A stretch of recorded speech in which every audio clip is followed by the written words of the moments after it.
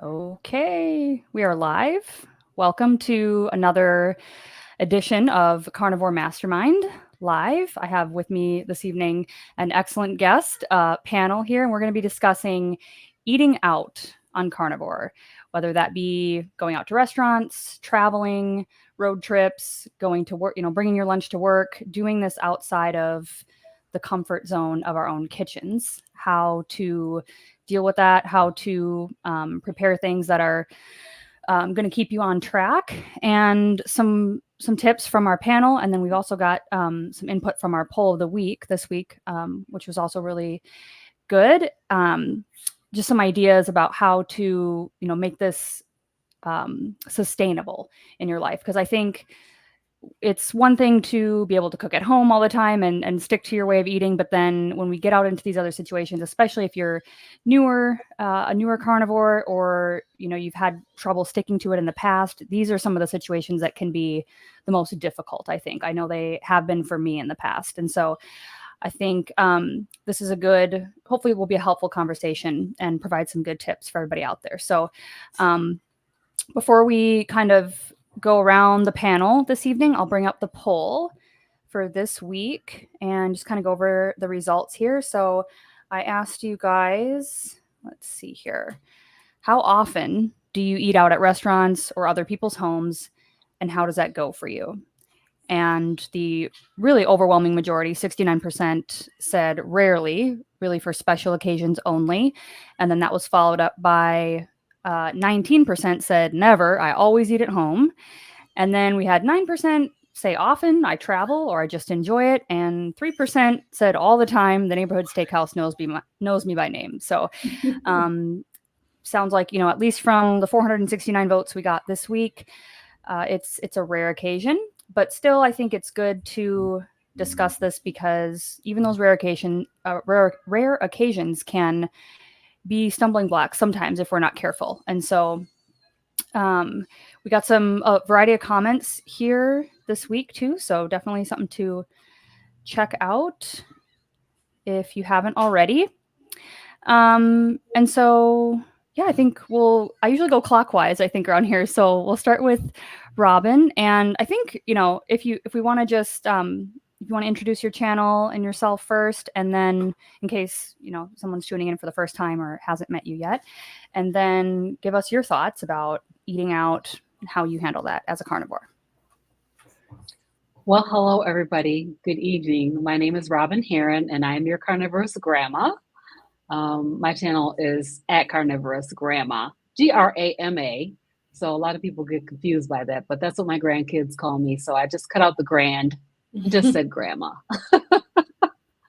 So for me, I was one of that 3% that said that I eat out a lot. Now the neighborhood steakhouse doesn't necessarily know my name, but I go there a lot. So I do end up eating out quite a lot. I've learned to order a la carte. And so I just recently did a video about this at Olive Garden, about how to order your food, how to order just meat and no pasta. When I was on keto, I did the same thing. I would order my food with I would order like a chicken Alfredo or something, but I would order it over broccoli when I was on keto.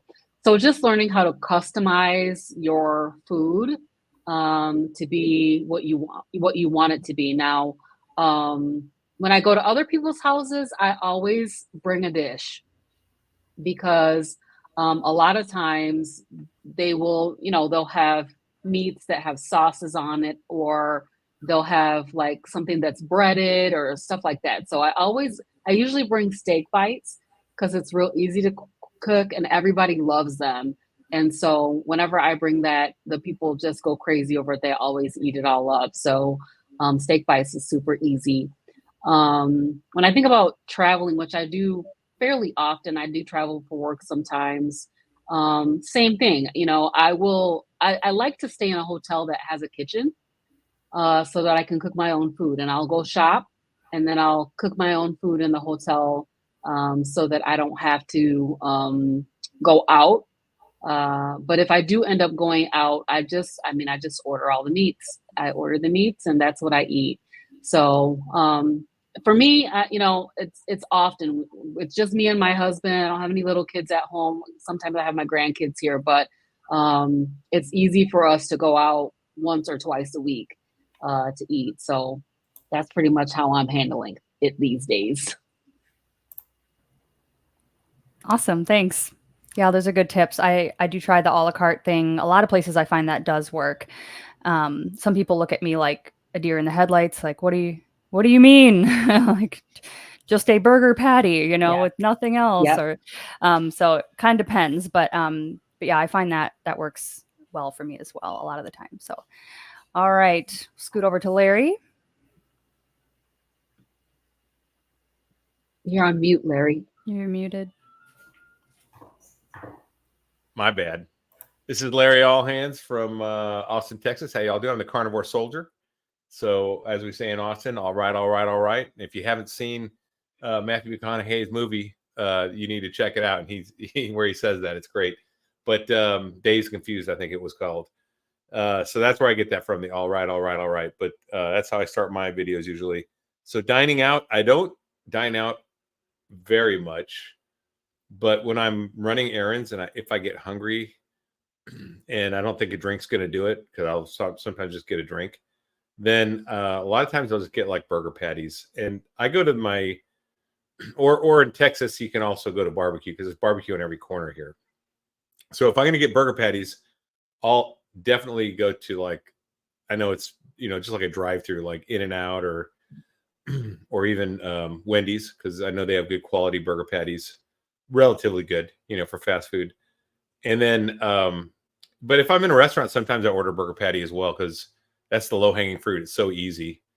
And, the only thing is you've got to make sure that when you order, and usually burger patties aren't fried with other fats, which is good. Like steaks, they may fry with a grill spray or with some kind of oil, and it's typically a vegetable oil. And I don't want that in my diet. So I will ask it be fried on butter or lard. And I have a card I made up, and there'll be a link in this video. I think Nia put it in there. It's a food allergy card that basically says, hey, I'm allergic to all vegetable oils, and these are good fats that you can fry with, and don't use these ones. So it just makes my discussion point really easy. Just hand that to the waiter, and they could take it to the chef. They're like business cards, so it's really easy. But so when I do go out, barbecue is like, if I'm going to go out, it'll be barbecue a lot of times. Because you can get like fatty cuts. You can order what's called extra moist brisket here, which means it's got lots of fat in it. I mean, literally like half the meat is fat. And when you order it extra moist, it is fantastic. And if you order, and usually most barbecue places here, it's just smoke and salt and maybe some pepper. If it's good barbecue, they won't do much else. And if it's good barbecue, you won't need sauce in Texas. Barbecue sauce is kind of an abomination from the barbecue point of view, I think. If you have bad barbecue, you need sauce, right? So if you have good barbecue, the meat just tastes great the way it is. So I will usually like take my son out and we'll go to get some barbecue. And here in Texas, barbecue's everywhere, even at our grocery store. So one of our favorite barbecue places is our grocery store, and our second favorite one is our gas station. So I mean, that's the way we roll here in Texas. So it's super easy to pick up gas and barbecue at the same time, or go get groceries and barbecue. And that's a good tip too. Like if you're gonna go grocery shopping, you eat barbecue first, then go to the grocery store. You're not even gonna be hungry. You don't even look at other stuff. You're just there to pick up what's on your list. And so going out to other people's houses, I would say, I eat before I go, so I'm not very hungry when I get there. And if I was going to bring something, it would probably be like deviled eggs, because I know everyone likes them, and I can make them carnivore with my carnivore mayonnaise, and I like them, so I could down a bunch of those, and they're super healthy. So that's probably what I would do. And I definitely just drink water when I'm out, So yeah, going out and eating, I don't do it much because it's so dang expensive, and it never tastes nearly as good as what I make at home. So that's just me, though. But that's all I got. Like I said, that link to that card should be in the video, and she put it in the video description. I'll put it in the chat too, just so anyone wants to take a look at it can. you can download it for free. What kind of grocery stores are you getting barbecue at? I never see that in Dallas. H-E-B.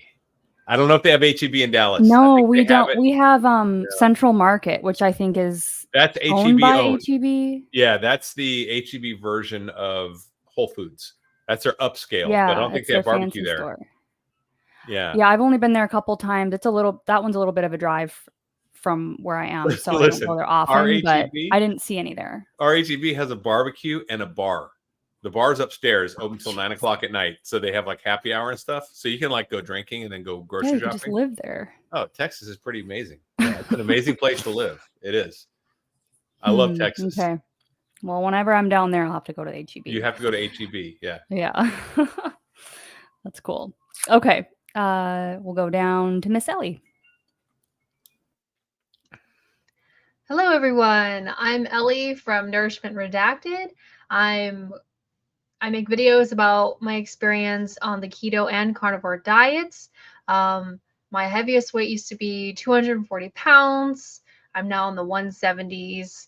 I used to be depressed and I had horrible panic attacks and I had like horrible rosacea, and I found so much healing and more, but I've found so much healing on these diets. And so how do I stay carnivore while eating out? And the truth is that I'm trying not to. Not that I'm eating off plan, but I'm trying to avoid it because I feel like coming from a background where I had a lot of happy memories in restaurants, and I kind of seeked it out. I remember back when my husband and we first started dating, that was all we ever did was, oh, let's check out this restaurant, or let's go to this fast food place.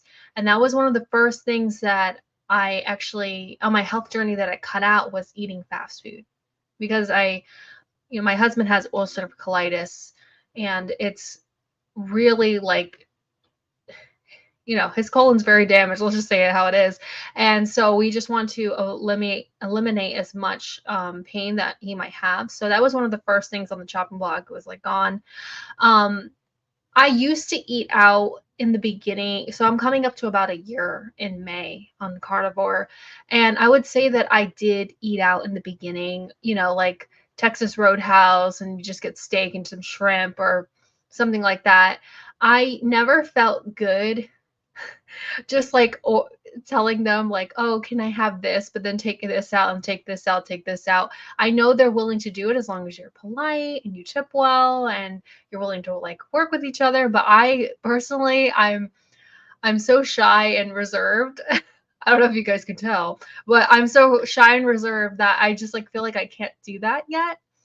So I usually abstain. We are trying to pursue carnivore as a family, for the most part. But the truth is I let my kids eat when we go out. I let them eat whatever they want, particularly my daughter, who is like 3.5, and my son is 1.5. I kind of let them eat whatever they want. And then when we're back home, we cook what mama makes, and it's carnivore. And, so yeah, I thought I was going to be the minority in the poll, which was like that I never eat out. But that was quite surprising to me. I thought I was going to be like, nope, you got to stay home. But I do recognize that there are times when you're not going to have food. And so that's why when I know that we're going to be going out, I have to be preemptive. I have to think ahead. And some simple things is just like, hashtag purse bacon, and having cuts of cheese, and I bring some berries for the kids, and making some cold cuts. I mean, they're not the best ingredients, but they're in a pinch. I'll go up to the deli counter and ask for X, Y, and Z, and just make little like roll-ups with those. And but yeah, like the most part, I try to avoid the restaurants because of just money. Honestly, we're on a pretty tight budget. I think almost everyone is at this point, let's be honest. But I am glad that I don't put emphasis on the food anymore, where it's like, oh, if I want to have a good time or I want to connect with friends, I need to go to a restaurant to do that. Instead, I can invite them into my home. We can have a meal here, or not even have a meal at all if they're not hungry. and we can focus on what I think what a lot of people seek is to have a venue where you can open up with your friends. Like some people, they can't open up with having a beer in their hand or like ordering some food. I feel like it kind of like creates this like comfort barrier. And I think what we should strive to do is, create those environments in our own home if we can, or if we are to go out, don't worry so much about the food, but worry about the connection. So that's my 2 cents. That's great. I relate to so much of that because and when it gets to my turn, I'll kind of comment more. But I worked in restaurants for almost, what was it, age 20 to 12 years, 13 years, and so that was my job, was to create this experience for people, as a server, as a bartender. And so alcohol and food and ambiance and all those things, like that was so ingrained in my head, of like, this is what it's about, and this is how people connect, and this is how you can, have socializing and all this kind of stuff. And my whole world was based around that. All my friends and all my, after work activities involved that to some degree. And so letting go of all that, you really do have to kind of relearn how to make friends and have different activities that don't always revolve around food. Or it can be hard doing it eating this way. So, thank you. Cami, you're next. Hi, my name is Cami. My channel is Last Day of Normal, and I've kind of just recently adopted more of a canning kind of perspective. Like I'm canning a lot right now. So if you want to see how to preserve your meat long term, come to my channel. So I've been carnivore for just over a year. I've lost 50 pounds. I was up at 240, just like Ellie.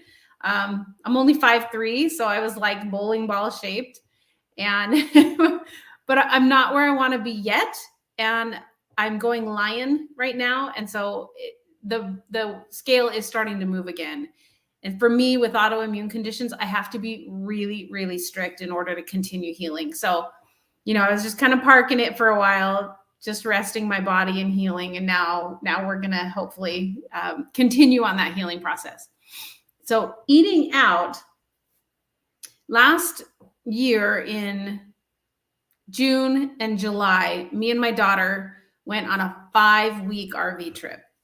So I pulled it, just me and my 10-year-old at the time, RV.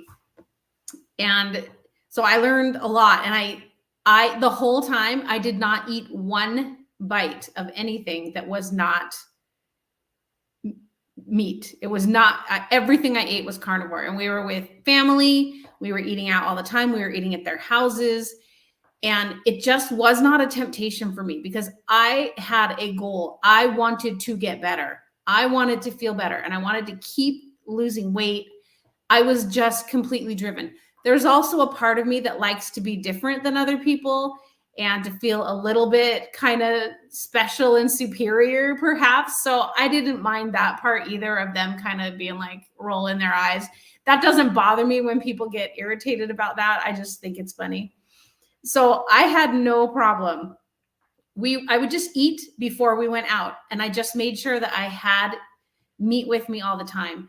And even hot dogs are better than eating out at a restaurant. So if you're going to a barbecue, bring a pack of hot dogs, because then other people can share them and you can control what kind of hot dog you're eating.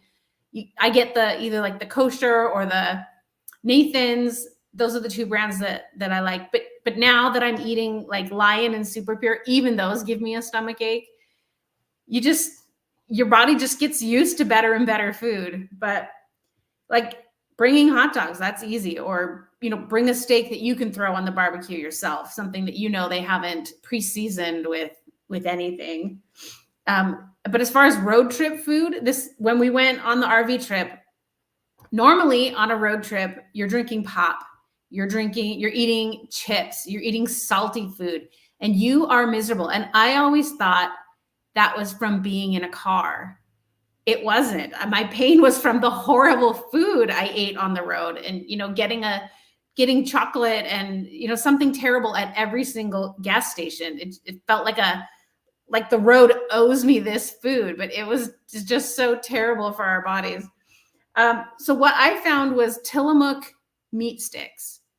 And they are the cleanest that I can find at Walmart. So Walmart carries the Tillamook meat sticks, and they were the cleanest that I could find. They're expensive, but I ate those on the road, and water and meat sticks, and it was fantastic. I brought some bacon, and right here, homemade beef jerky.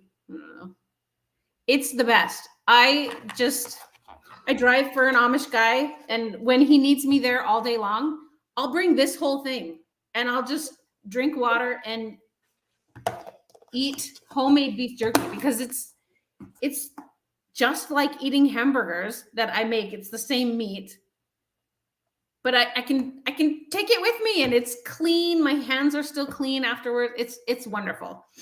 And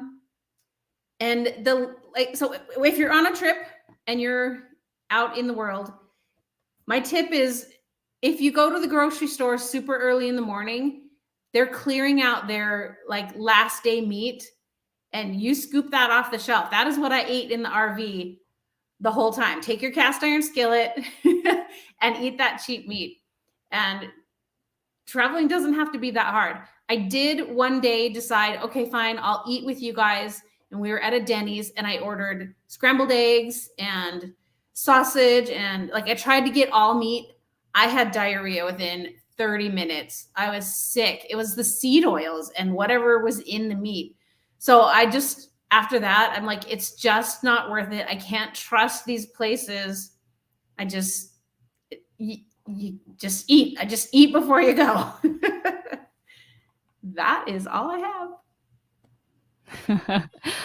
Yeah, I can second a lot of that stuff. I make jerky, and I've started making those pemmican bars now. I will cook. The last trip we went on was one that I didn't know was going to happen. It was kind of like, oh, we're going somewhere tomorrow overnight. And so I just took like a sheet pan and put all the ground beef that I had in my fridge yet, because I didn't want it to go bad while we were gone either, and just baked that. And it kind of shrinks down into this like giant rectangle. All the fat renders out, so you can just let it cool, slice the patties up. And then I put all those in storage containers, like scoop the fat out, and I was like, cool, we're ready. You know, at least for me, that was like 2 days worth of food. So yeah, I think learning to make some things at home that are more shelf stable, like you're mentioning the jerky and things like that's always good. I mean, I bring a bag of jerky now with me. I've recently cut out ground beef, which is like tears, because I love burgers and the ground beef jerky that I was making. So I'm going to try it with brisket next, if I can get it sliced thin enough.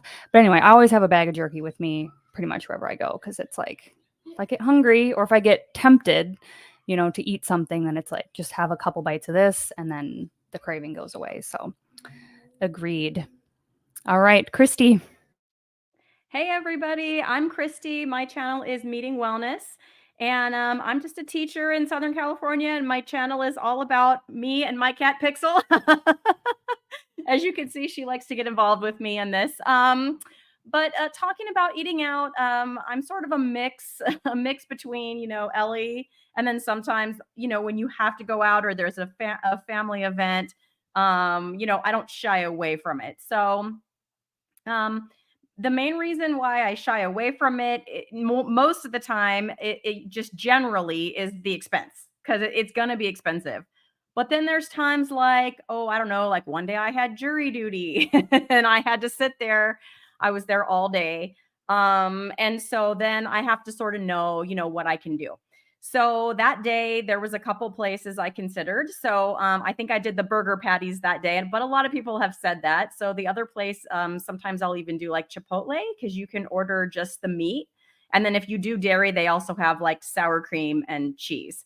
So like if we have a work function, sometimes the teachers, you know, go out to lunch, because when we're actually teaching, it's hard to get away. But if we have a meeting, it's kind of a special thing and everybody wants to go eat together. So if I can find something like that, then that's what I'll do. The other times where I've had to really plan ahead is family functions. I or special functions. Like I had a couple of weddings, which is super weird because I hadn't been to weddings in a long time. But since going carnivore, I've had 2 weddings. And so I just asked ahead of time. So one of them was like a family wedding. My aunt actually got married. And I just asked ahead of time, and she was so nice and provided me all the menu options. And I decided, nope, there's nothing there for me. And so I just stuffed myself like full. And it was fine. So nobody was asking me, why aren't you eating? I just enjoyed, my whole family was there. And we just focused on, talking and taking lots of pictures and hanging out. And yeah, everybody was fine with the fact that I wasn't eating. So it used to make me a little nervous. Like Ellie said, I used to be a little bit shy of that, but I got over that real quick. One time my son, it was his birthday, and he's now eating kind of with me. He's meat-based keto, but for his birthday, this was before that, we went out to a restaurant, and I thought, okay, I'm going to call ahead. And I didn't want to pay for the steak because I knew it was going to be too small for me and it was going to be expensive. So I thought, oh, I can do like the chicken Alfredo thing, kind of like what Robin was saying. But when I called ahead, yeah, it was all full of seed oils, and it was kind of a sauce that they buy mostly already made. So I'm glad I did call ahead. So I just sat there. I had enjoyed my water. And then they had some like little pats of like real butter on the table. So yeah, I ate a couple of those. Hashtag bite butter. But it was fine. And again, sometimes my family's like, did you just eat butter? And I'm like, yes, I did. But they're used to me doing that now, I think. Otherwise, the only other time is like when we go on a vacation, right? So my husband and I will take trips. We have one planned for June. And I mean, he knows by now. So he just plans to, we go to a steak a lot, or burger patties. That's like my go-to.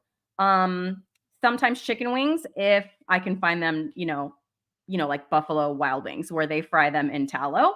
Then I can do that. I mostly eat beef, but especially if we're out like on a trip or some special occasion too, I'll throw in more chicken or pork if I need to do that. So I think, Nia, you also mentioned packing for work. So I'll touch on that. I didn't hear anyone else touch on that. So teaching is kind of its own special, breed, I guess. We have a very scheduled, regimented time. We get 45 minutes and it's at this time and that's when it is. And that's what we got. So I usually will boil up 10 to 12 eggs, and I have just a bunch of hard-boiled eggs. Depending on how much dairy I want to do, sometimes I'll bring a little bit of cheese, and then I'll bring my homemade bone broth. So nowadays, when I buy steaks, I used to cry like over, oh no, I paid all this money for these bones that I'm just throwing in the trash. But now I purposely go for the bone and ribeyes. And then I freeze those bones in a bone bag. And when the bag gets full, I pop them into my Instant Pot and stick them in there for about 3 hours with some water and some salt and a little bit of apple cider vinegar. And it makes really good bone broth. So I'll bring a jar of that. And then my newest thing is I'll bring picanha bites. So so Robin talked about steak bites, picanha bites, Robin. It's a thing. I invented it. And so, yeah, I have my leftover slices of picanha. I'll just cut those into bites. They're delicious. They're even good cold. So that's easy. So those are the things I'll do. And it's usually all prepped because I'll make a picanha on the weekend and then I'll have, a couple of days worth of picanha bites for lunch. So as long as I plan ahead, I always have something. I've been known to bring bacon too. Somebody said, do you heat that up? And I'm like, nope. Crunch, crunch. Yeah, they thought I was weird. It's fine. It's delicious. And I think that pretty much covers it for me. Awesome. Yeah, I was thinking about you in particular with the bringing stuff to lunch, because I think I've heard you talk about it before on one of your videos or live streams or something. And I thought, yeah, that's something I don't even think about really anymore because I'm just home all day. So, I'm always just here and it's convenient. So it's like, oh, what would I pack if I had to? Or how would I do that? Is it good, Boopers? it taped? Is it better? Awesome. Yeah, I just have a few things to add to that. And I think, as far as going out to restaurants, I kind of touched on how, there is that mindset component that we, like Ellie mentioned too, where you kind of just have to come to terms with whatever you're comfortable with, and just kind of make that decision. Like, hey, and I'm seeing comments go by in the chat too, which I'm going to put up on screen as well, of different approaches kind of to that also. Like, we can start there, I guess. Keto Simple says, I think understanding how to navigate eating out is a huge skill to acquire. And I agree. I think it's just something that deserves attention and that you can think about and change perhaps as you go along your journey. Like, I know in the beginning for me, it was really hard for me to go out to eat and not indulge in something, even if it was like some salad, because I used to like salad, and I ate salad for a long time. And I don't, I love Caesar salad with Caesar dressing, and I would never eat the croutons for years and years anyway. But, anchovy and salad dressing, and Parmesan cheese. And so even things like that, those would be tempting to me in the beginning. And my partner is a sushi chef. And so he loves food. He loves to eat. He loves to go out and experience, different cuisines and stuff like that. And so that was kind of something we had to figure out too, like as a couple, knowing like what I'm comfortable with. And so I think, if you happen to be the only carnivore in your household, or not everybody in your family or your friend group, eats like you, it might be worth having that discussion with the people you love, who, you trust and you're close enough with, that you would want to, make that effort to do that. Just so that maybe you're not always being called like, hey, let's go out to the bar, or let's go out to this restaurant or something like that. If that is a temptation, or if it's hard for you to deal with, especially if you're just starting out. And so that's something like we talked about. It's like, hey, I want to go out and enjoy this stuff with you, but some of these places we go, it's really hard for me. Like Mexican food is one thing that's like, I just can't find anything on the menu that doesn't have seasoning or sauce. I mean, sometimes you can find like fajitas, but usually they're still covered, they're marinated, or they're covered in oil, they're cooked in oil, something like that. So that's one thing where I'm like, I just can't really do certain types of restaurants. So we've kind of settled on this Korean barbecue place that's, I don't know, it takes us like 30 minutes to get there, but we go there almost once a week because Ben loves it. The little one, she gets rice, which she doesn't get at home. And so like, she'll just eat the little bowl of rice and she's a happy camper. And they bring out all the meat raw. So I get raw brisket, I get beef tongue and ribeye, and it's thin sliced. So I know there's been no oils that have touched it. It's completely unseasoned, and I can control what I put on that little grill that's in front of us. And so I can cook it to the temperature I like, and it's all you can eat. And so really that's the only place that I enjoy going, because it's something that I can easily do. And I know for sure, because like I mentioned, I worked in restaurants for years and years and years. So I've seen many, many kitchens, you guys. And I don't know if anybody's seen the movie Waiting, but if you have, that is in some places or in some organizations, like that's not a far cry from what happens back there sometimes. Like, especially if you irritate your server, you never know what might happen to, I mean, it's not as bad as that movie, but sometimes people just don't know the answer. So like, say you were to give your server that card that says, I can't have any of these seed oils. Number one, most kitchens, unless you're at some kind of fine dining, French, super fancy steakhouse or something like that, they're not going to have real butter in their kitchen at all. They're not going to have ghee. They're not going to have tallow. They're not going to have, they're not going to have any of that. Any kind of butter stuff is going to be cut with vegetable oil. Like we were talking about, I think backstage, olive oils, you can't really trust those at all anymore. So even like oil and vinegar that we used to put on people's tables for salad dressings, if they wanted oil and vinegar, was not real olive oil. Right.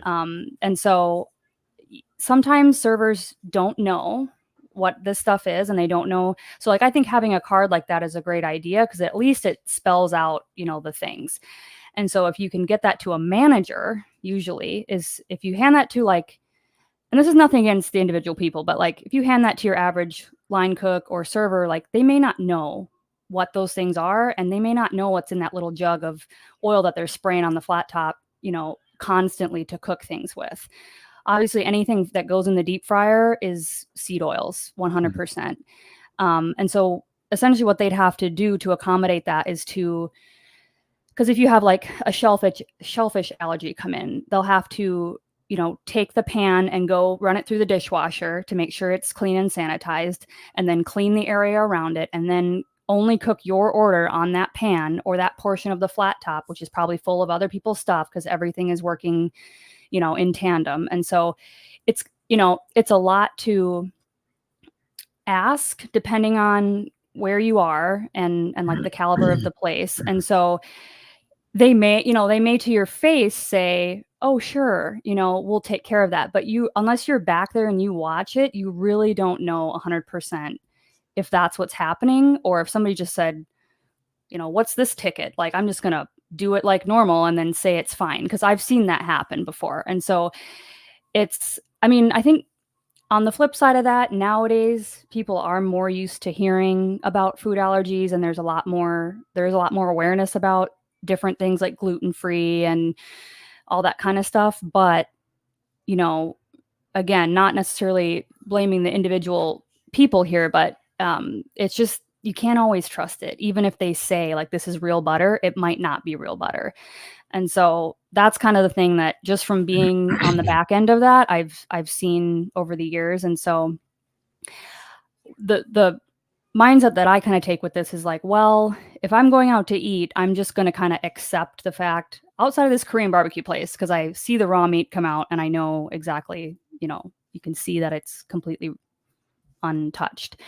But I just kind of accept the fact, like, even if I ask, there's no guarantees that I'm still not getting this stuff on my plate, or there's not a marinade in this meat that nobody kind of really knew about. And so it's just kind of a risk that I feel like you take if you go out, unless you, again, are in like a super fancy place and they make like their own hollandaise sauce, or they make, you know, beurre blanc, or they make something like that where you know that butter was an ingredient in that or something like that. So that's kind of my feeling on it. But yeah, I like to prepare a lot of things at home for traveling.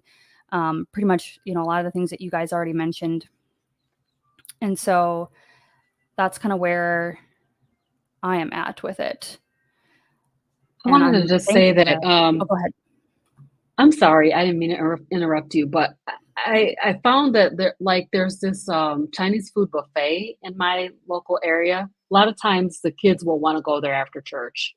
So they'll convince like my husband or my father-in-law, they'll convince one of the guys that that's where they should go for lunch. And so I used to order the hibachi there. I would, you know, get in the line and I would just get the meat and the eggs. But then they have this block of what they're calling butter that they're seasoning the grill with. But the butter is sitting there, it's not melting at all, and it's right next to a hot grill. So I end up having a reaction to that, whatever they were putting on the grill. I'm assuming that it's like margarine or something that's some other kind of seed oil product. But so I just found that I couldn't even eat there, even though it's just all meat and eggs and stuff that I'm having them prepare for me. I just couldn't even eat there. So, but I do feel the same way as you. Like I said, I eat out once or twice a week, every week. So there are certain places that I know that I can go, and I'm not going to have a reaction to the food that I'm ordering. But that place in particular, I can't go there at all anymore, because I mean, I have to eat before I go, or I'll have to fast while I'm there and eat when I get home or something like that, because I react to whatever that is, that block of butter that they're putting on the grill. Yeah, it's not really butter. It's maybe there's 30% butter in there or something, but yeah, you go look at the box and it's not. If you're going like on a cruise, or to a, like you said, to a higher end place where they're going to actually have chefs and you know, they're basically trying to get your recommendation at the end of the cruise. Like they're trying to get your, you know, your sign off. So they're more sensitive. So if you're gonna go on vacation in like an all expense paid place where it's kind of more upscale, then you can probably get away with the card and get better results, because they don't want you to get sick while you're there for that stay.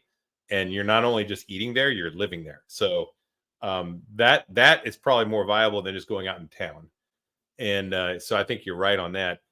But I have had good luck going to, and not use, I didn't have that card, but I went to Texas Roadhouse, and I knew that they use grill spray, and which is just a vegetable oil spray, which everyone uses, right? And I just said, hey, listen, I got allergy to that spray and any vegetable oil, so please just use a clean grill and throw butter on there and fry it on. Then they did that for me, and that worked out. But if you just tell them in plain English, a lot of people, at least again, I wasn't back there, so I didn't verify that. But I talked to someone else that did, and they had them prepped.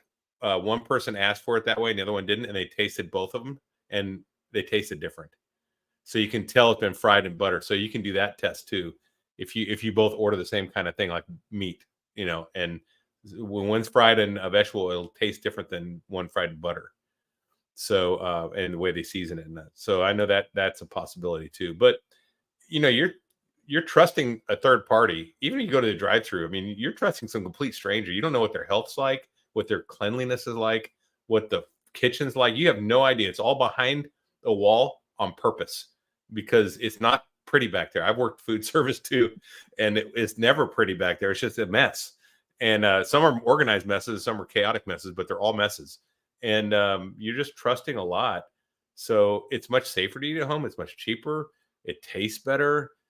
I prefer to eat at home, but I get it. You can't always, right? So I get that. So that you do have to have options, but just be aware that you are trusting complete strangers that you don't know, that you would not trust with anything else, but you're trusting with what they're going to put in your mouth. So that's a lot. Not only that, you're giving them money to do it. Yeah. Yeah. Well, I would suggest that, like my mom is keto. And for our birthdays are in the same month. And we went to like a local, it's like a family owned restaurant. So like not a chain. And they were super accommodating. Now they do have a grill there, like an outdoor grill, but they usually don't have it going for lunchtime. They usually do it at dinner. But for us, they like opened up the grill and they grilled our steaks for us. And we saw them do it because it's outside. So that was pretty cool. I would definitely go there again. They gave us like a side of butter, and then they gave us bacon for our birthday dessert, because they're like, okay, we know that you don't want the cake or whatever free dessert. What can we give you? Like, we didn't ask. They like knew that we were there for our birthdays because we called ahead. And then they're like, what can we bring you? And we're like, do you got any bacon back there? And so we got birthday bacon. So places like that, I feel, I don't know, could be a better option, than a chain. They're more invested, right, in the quality of what they put out there. And it's just, that restaurant, supports their family. So I would definitely go back because we had a great experience there. Maybe look for a place like that where you guys live. That's or go ahead, Ellie. Oh, I was just gonna say, it just popped into my head, and it's kind of expensive, but you could always go for sashimi, especially if you enjoy seafood and sushi. That was something that I really enjoyed in my previous dietary life. I don't know how else to say it. What I was thinking was when we were talking about buffets, and there's something that I think we probably have all experienced. Like when you go to a buffet, you tend to eat more, right? You start packing it on, and or you have like, oh, I'm so stuffed, but then someone brings out dessert, and then you're like, oh, well, I can have dessert. I feel like it's so great that on Carnivore we don't really have that anymore, because like the food we eat, like I've learned since being on Carnivore that we eat till we reach our protein goal. So, and obviously the fat is satisfying as well. But I think a lot of times, like when people would go to buffets, they're filling up on all these carbs and desserts and all that stuff. And so they can just continue to eat and eat and eat. And I think it's so great that I think I can speak for all of us that we are able to just be so satisfied with the food, so that, like, I don't know, even if we get like we pay the price and we get the smaller portion, it's kind of like yeah, this is going to hold me over, versus somebody who is still consuming the standard American diet. They're probably going to be like, that's all you're eating. And it's just like, I don't know. I just want to throw that out there and see what you guys thought about that.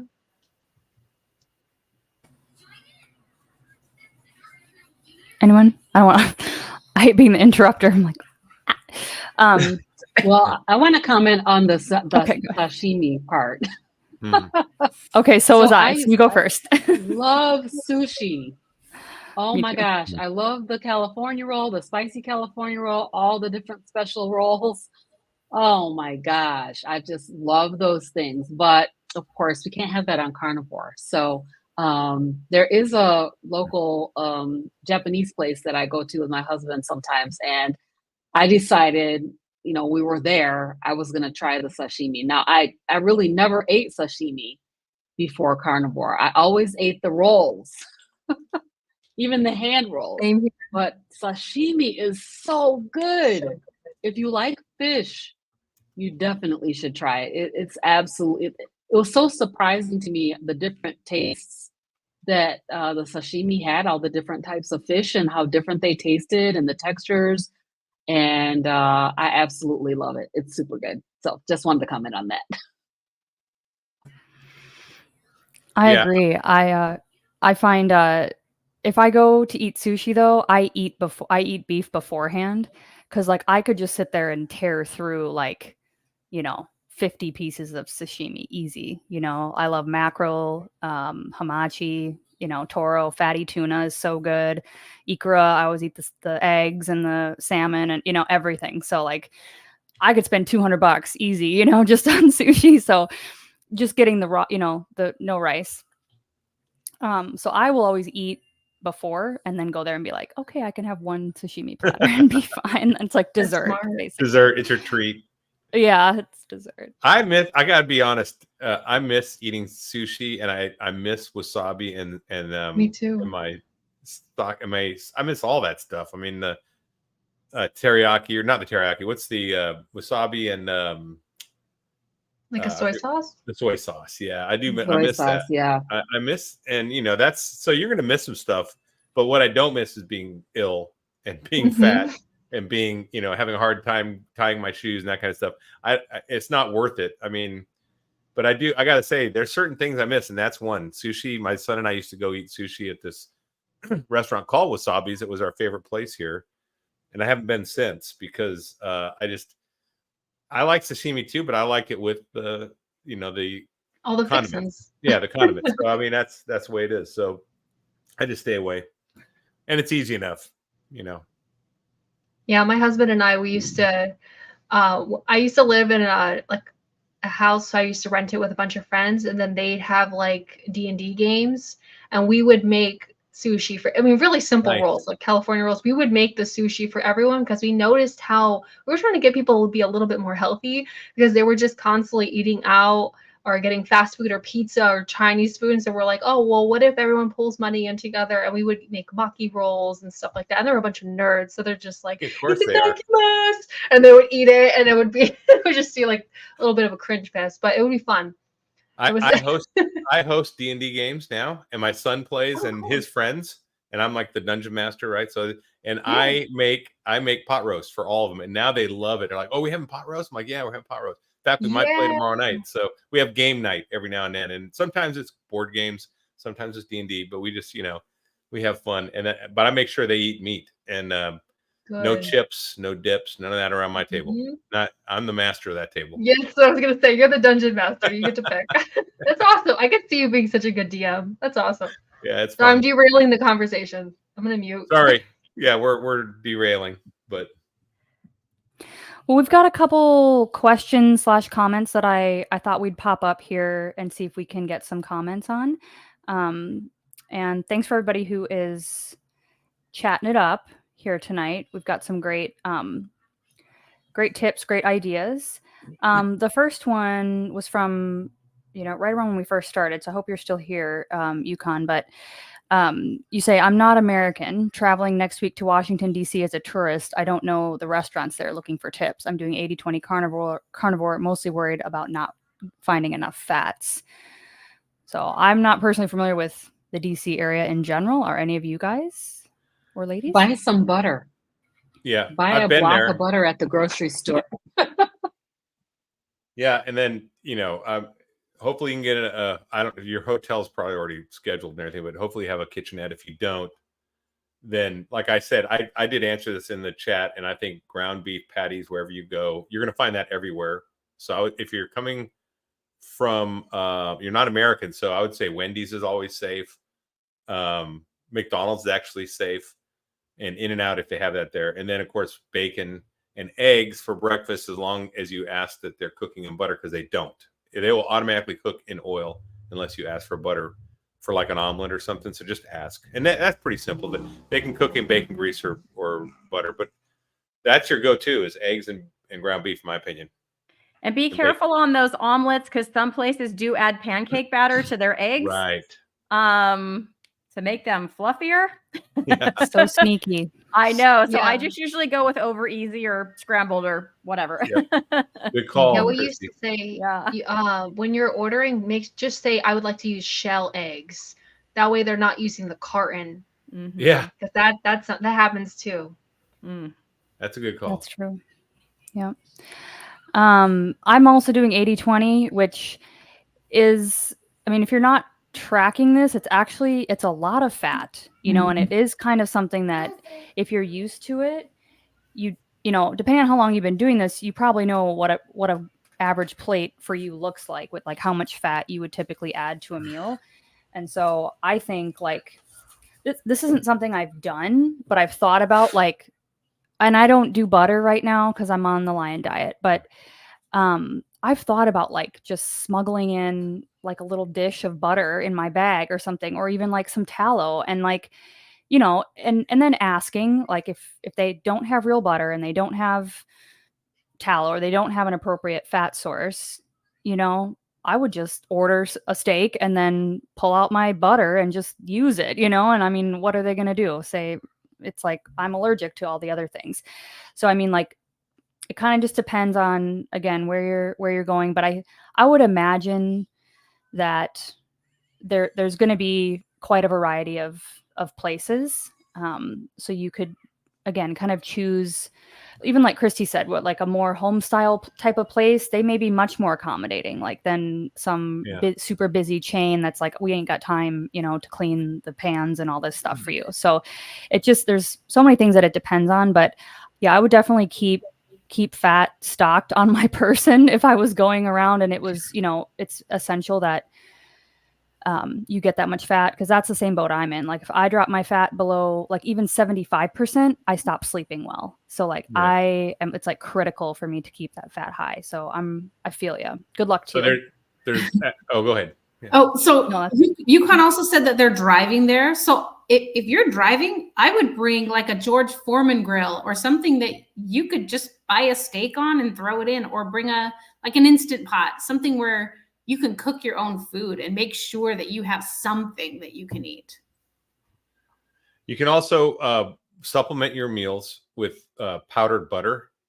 I know it sounds weird, but in the Army, I work with soldiers that are carnivore that are trying to, and they have to add fat to their meals because the MREs are low fat, the meals ready to eat, which are the packets of meals. So you can open up your meal, even though it's not great, and just pour a bunch of powdered butter in there and eat it. So you can bring in a Tupperware thing, like, or something, you know, the powdered butter and sprinkle it on whatever you have, and that'll add a lot of fat too. And then it's shelf stable, right? And that's what you're seeking when you're out running around. Maybe you're seeing the museums in DC or whatever. You can bring a little container. Yeah, there you go. I have also done this where I will, instead of bringing it in with you, I will bring it in the car. And like, if I'm going in someplace, like even that Korean barbecue place, where sometimes I get really fatty pieces and sometimes I get really lean pieces. And so I will eat sometimes like a couple tablespoons of tallow or something, like, before I go into a place. So it's like, I know I have kind of like that base of fat already going.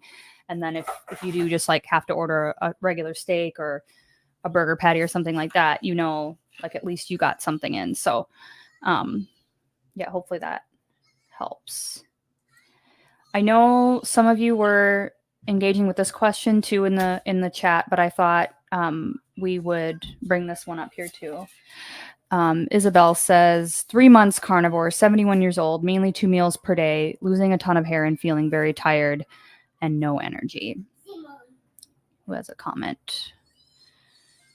I have a couple, Yeah, but I've been definitely jabbing. think So increasing the fat. I think you said this in the chat, increasing the fat for sure.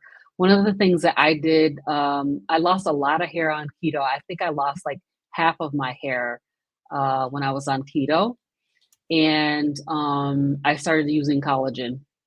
So I mean, if you're drinking a lot of bone broth or doing a lot of things that contain a lot of collagen, which I wasn't when I was on keto.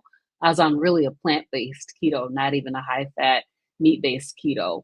And so collagen really did help a lot, and I've been using it for many years now. And I got all my hair back, so my hair is pretty thick now. But back then, I thought, wow, I'm gonna probably go bald because I lost so much hair. But yeah, so I use collagen for that. Yeah, I agree Definitely with electrolytes too for the tiredness. Sorry, go ahead.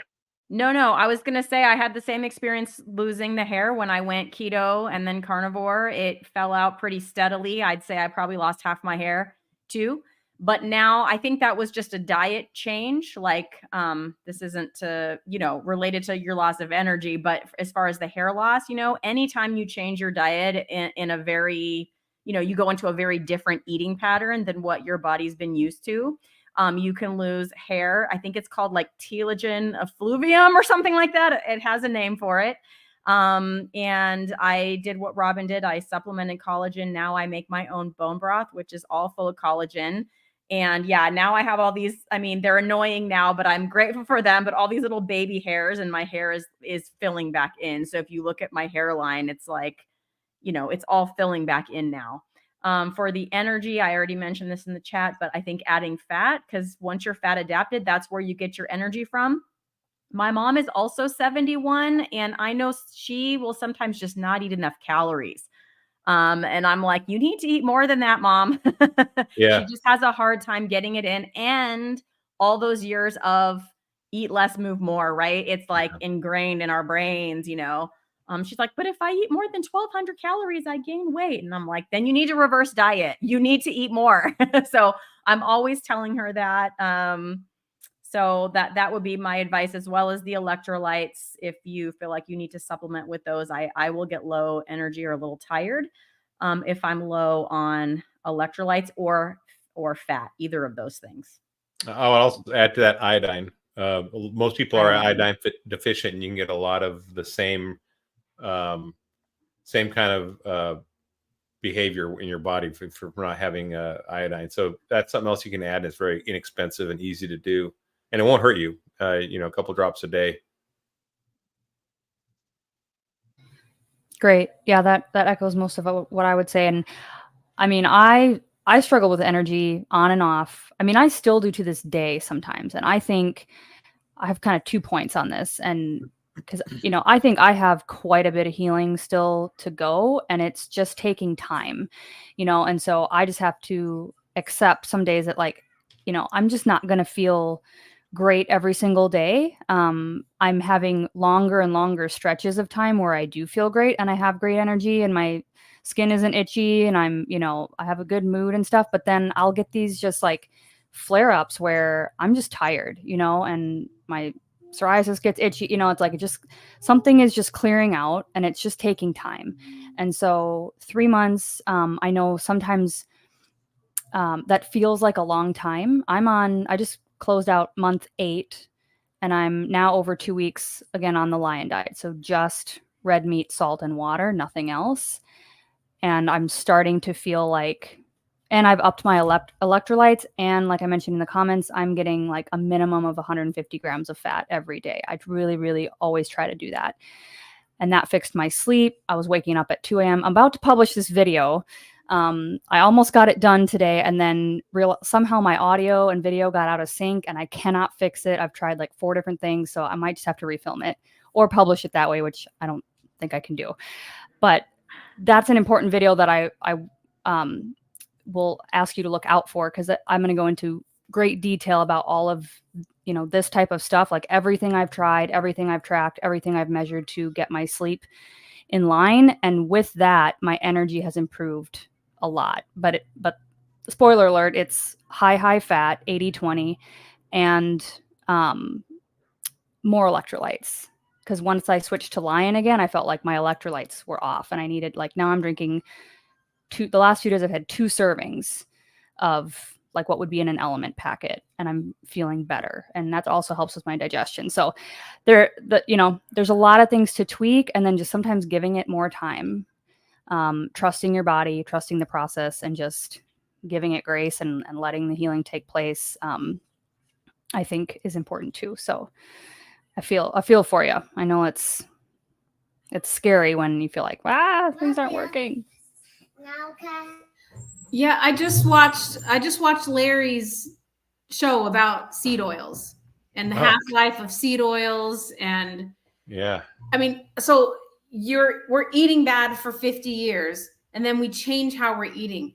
And we have all these products in our bodies that either never go away or are going to take another decade to go away. And then we're losing weight, and we've got oxalates and lectins, and like we've got so much stuff. Every minute that we lose another pound, we're just being flooded by this stuff. Of course we're tired, we're exhausted, our bodies are just like treading water, but we're doing the best thing we can, which is eating this nourishing food. There's nothing else to do. I mean, we start there, that's the building block, and then we start all these other things too, but we're doing what we can. And she's only been doing it a couple months. It's gonna take years to really get through all this stuff. So we're all on the path. Exactly. And and you can't compare yourself to other people either. So that's another error to make. And also, looking at the scale, there's a lot of error. There's a lot of things you got to watch out. And we call it the minefield. I'll call it the minefield of carnivore, because they'll get you. I mean, one of them is comparing yourself to someone else. Well, they've been on it 2 months and they're getting better results than me. Well, you don't know anything about that person and what their body's like, their metabolism, their history. I didn't eat a bunch of spinach. I don't have oxalate dumping. Nia loved spinach, so she ate a ton, or whatever she ate. I don't know, it had oxalates in it, or dark chocolate or whatever. I didn't eat that either. I mean, I wasn't that guy. I was a sugar guy. So to compare me to someone else that's got oxalates is completely different. I mean, so don't compare yourself to anyone else. This is N=1. This is you. And all you're trying to do is improve yourself. And you can only compare yourself to what you were yesterday and what you were last week and last month. And that's what you track. So, and if it's not working out, then you can tweak it. And that's part of the experiment.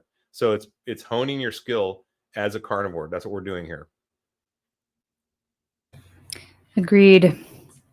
We have surpassed the 1 hour mark. Yeah. So I've got one more comment that I thought we could address if y'all have time, but if anyone needs to leave, now's your chance.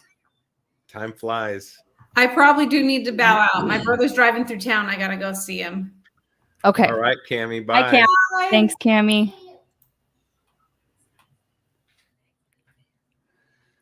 Okay. Well, if you all are here for one more.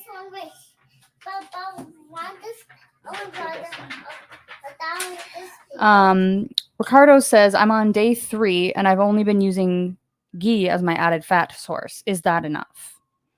I think this kind of follows along the lines a little bit of what we've been talking about, but just off the top of my head, I would say, again, day 3, it might be right now. It's gonna be at least 30 days before you kind of get a feel for how you go through this transition.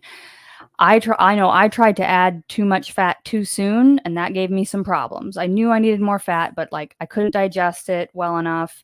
I was still having, just figuring out my electrolytes, figuring out all these other things. And so I tried to change too many things at once. And then I was just like super confused. So I think, perhaps working with one metric at a time is what I would recommend. And then if you're feeling fine and your energy's good, then that might be enough for you. But what do you all think? Well, I was just going to add to that if you're feeling fine and your energy is good, then you're good. But if you're having a problem, I know when I first started, I did track because I had no idea what so much protein looked like on my plate or so much fat looked like on my plate. So it may help to use one of the free apps like I like Carb Manager. I don't track all the time. I know Nia's been tracking recently because you've tweaked some things, right, Nia? So when you were going to like 80-20, like you didn't know what that looked like. I didn't either.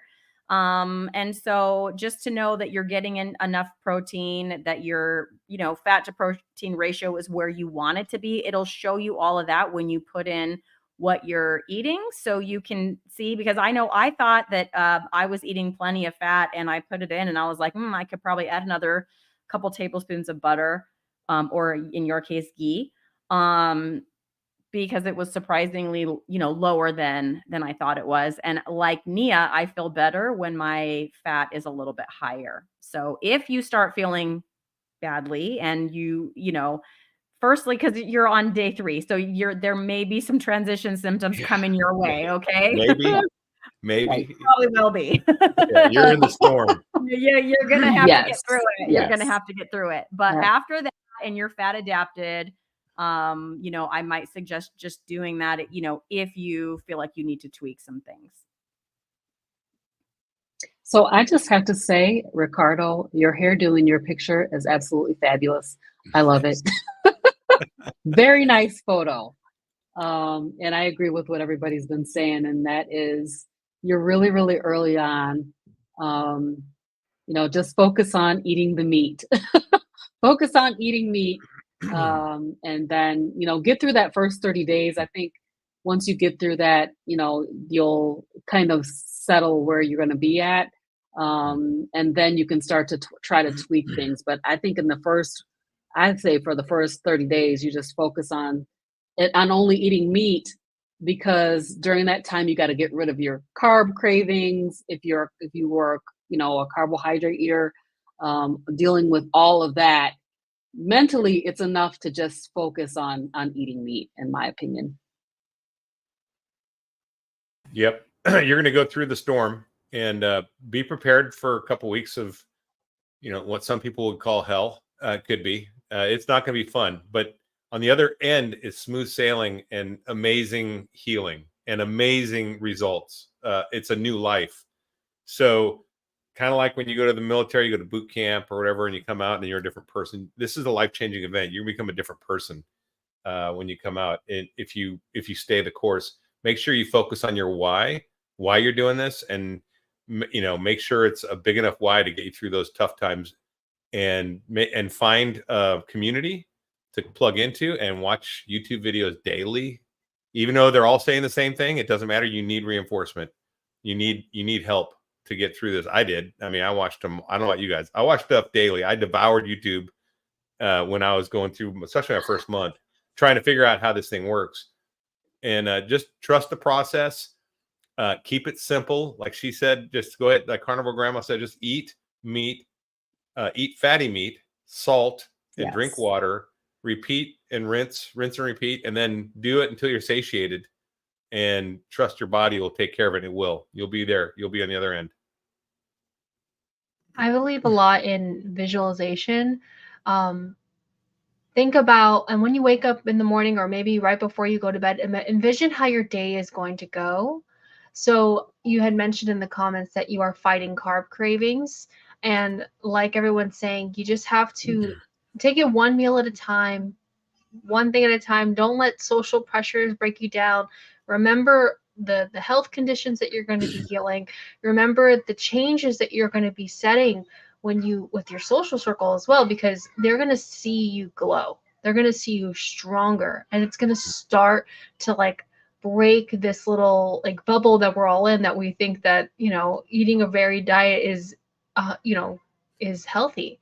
And so you're going to be breaking down a lot of barriers in your life. And so I just want to encourage you and say that I'm proud of you, that you're started and that you're doing it. And just keep on going, because just like we all said, trust me, it's going to get better. And if something is not, then you have the opportunity, because you know the protocol to use to your advantage.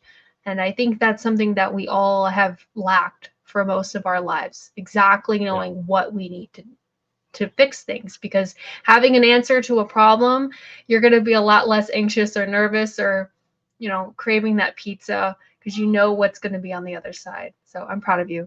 Good job. Ditto. Yeah, that's awesome. Yeah, it's definitely a journey for sure, and that's, I think, one of the biggest things that changed my view on all this too is having community and being able to, you know, do things like this or be in other live streams or just even consume content about this. It makes you feel less alone, and like people understand some of what you're going through. And so, yeah, stay connected and stay the course. And, you know, if you slip up, just get right back on. I know that's something that's happened to me in the past too, where I would let these, kind of like Ellie was saying, I'd let this, or not what you were saying, but with the whole like visualization thing, like I would have a slip up and then I'd be like, oh, you're terrible, you can't stick to this diet, and just like start beating myself up. And then it would just turn into this downward spiral, you know, where I would just end up binging on crap, you know. And then it's like, then you really have to start over. So you know, if you do eat something off plan, or whatever, just get right back on the next meal and keep going, because it's the long game we're playing here. So Yep. And I've got a starter series of videos of getting started the first 30, 60, 90 days. What happens if you fall off? All that stuff's in that series. So if you're trying to start and you have questions, it's a good place to jump in and at least look. And then also check out all these guys' videos too. You know, everyone's got good videos at their experience, and you may not connect or relate to what I did exactly, but you might with some of these other people like Ellie. She has some great stories. So definitely check everyone else's out as well. yeah, great time to do a little plug for that here at the end. I will link everybody's channel handles in the description here after we sign off. So you can all go subscribe to these various awesome people. And unless anybody has a final comment for today, we'll probably wrap it up here. Thanks for hosting, Nia. Yes, thanks, Nia. This It was has been really, really good. Always fun. This group's always fun. Yeah, awesome. Thank you all for being here, and we will have another poll going up on my channel soon. So make sure to cast your vote so that we can see all that information, and that kind of guides our conversations every Thursday. So that'll be coming up soon, and we'll have another episode next Thursday with a great guest panel. So thanks, everybody. All Bye, right. love you Thank all. you. Bye. Bye. Bye.